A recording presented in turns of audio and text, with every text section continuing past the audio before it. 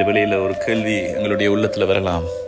இன்னும் எத்தனை நாட்கள், இன்னும் எத்தனை ஆண்டுகள் நாங்கள் பொறுமையுடன் காத்திருக்கணும் என்று சொல்லி. ஆனால் அன்பார்ந்த சகோதர சகோதரிகளே, இந்த வார்த்தையை உங்களுடைய உள்ளத்தில் எடுத்துக்கொள்ளுங்கள். திருப்பாடல் 40 நாங்கள் வாசிக்க பார்க்கிறோம். ஆண்டவருக்காக நான் பொறுமையுடன் காத்திருக்கிறேன். ஒரு பயிர் வளர்வதற்கு விதைத்த பிறகு நாங்கள் காத்திருக்கணும். அறுவடைக்காக காத்திருக்க வேண்டும். ஒரு காரியத்தை செய்த பிறகு நாங்கள் காத்திருக்க வேண்டும். ஒரு நாள் வரும், விதமாக நாங்கள் கண்ணீரோடு விதைத்தோம், மகிழ்ச்சியோடு அறுவடை செய்கிறோம் என்பதை போல இந்த இறை வார்த்தை சொல்லுகிறதின்படி நான் ஆண்டவருக்காக பொறுமையோடு காத்திருந்தேன்.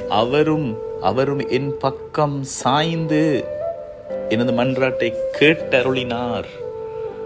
என்னுடைய பக்கமாக அவர் திரும்பி என்னுடைய பொறுமையின் பொருட்டு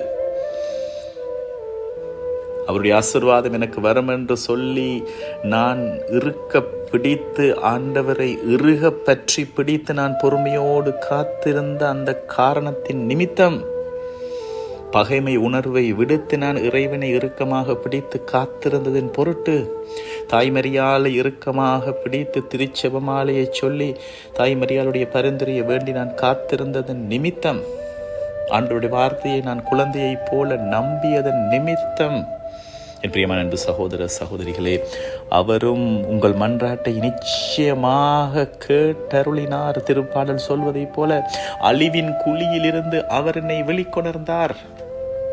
ஒரு நாள், அந்த நாள் மிக சீக்கிரமாக வருகிறது. அந்த வேளையில் நீங்கள் சொல்லுவீர்கள், அழிவின் குழியில் இருந்து ஆண்டவர் என்னை வெளிக்கொணர்ந்தார்.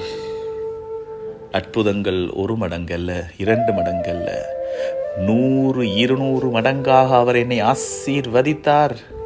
சேறு நிறைந்த பள்ளத்தாக்கிலிருந்து அவர் என்னை தூக்கி எடுத்தார்.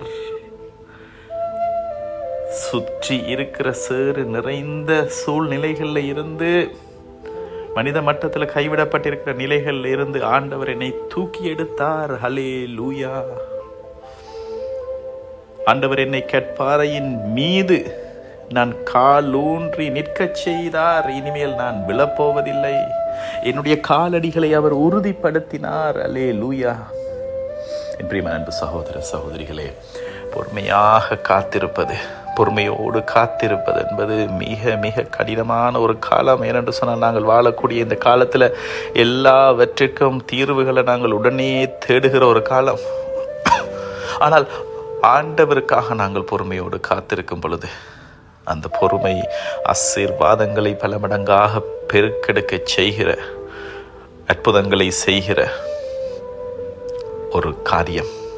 ஆகவே இந்த வேளையில் நாங்கள் எல்லோரும் இறைவனை இறுக்க பற்றி கொண்டு, நீங்கள் என்னென்ன வாக்குறுதிகளை நினைத்து நீங்கள் ஏக்கத்தோடு ஜெபித்து கொண்டிருக்கிறீர்களோ அந்த காரியங்களுக்காக இறைவனுக்கு நன்றி கூற தொடங்குங்கள். அந்த காரியங்கள் உங்களை வாழ்க்கையில் நடந்து விட்டது என்று சொல்லி நீங்கள் மனதில் அந்த படத்தை நீங்கள் பாருங்கள். அந்த மனதில் நீங்கள் அதை பார்த்து, ஆண்டவருடைய திருவார்த்தை சொல்வதை போல நீங்கள் எதை கேட்டாலும் அது உங்களுக்கு கிடைத்து விட்டது என்று சொல்லி நன்றி கூறுங்கள். இயேசு ஆண்டவருடைய பெயரை சொல்லி தீயவனை கடிந்து கொள்ளுங்கள். தாய் மரியாதை இறுக்கமாக பிடித்து கொள்ளுங்கள். பொறுமையோடு ஒரு நேரத்துக்கு ஒரு ஸ்டெப் என்று சொல்லி பொறுமையோடு அமர்ந்திருந்து காத்திருப்போம். எல்லோரும் இந்த வேளையில் ஆண்டவரை துதித்து நாங்கள் அல்லேலூயா என்று சொல்லுவோம்.